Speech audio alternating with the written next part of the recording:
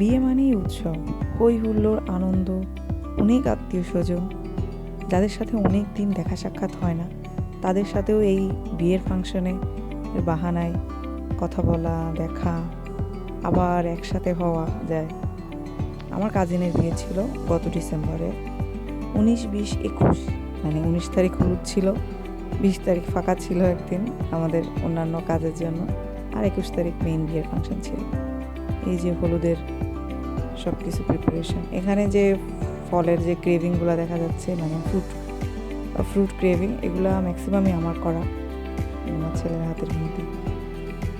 Actually মানে কারো বিয়ে হলে ফ্যামিলিতে কাজিন বোনদের কিছু দায়িত্বও থাকে, প্লাস এতটা আনন্দ হয়, বিশেষ করে মেয়ে বাড়িতে আনন্দের সাথে শেষের দিকে যখন বিদায় দিতে হয়, ওই জিনিসটা খুবই খারাপ লাগে।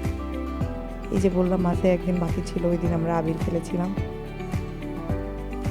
আমার দেশ থেকে চলে আসার আগে আগে ফাংশনটা হয়েছিল, মানে কিছু মেমোরিজ যা দেশ থেকে নিয়ে আসতে পেরেছি।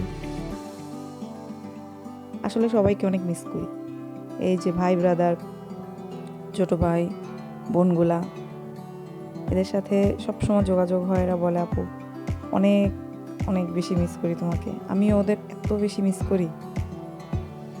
এই যে বিয়ের দিনের ছবি,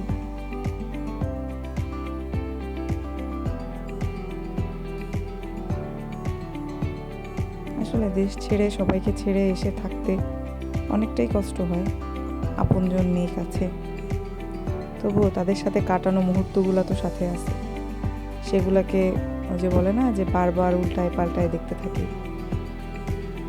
অ্যালবাম, ফোনের অ্যালবাম,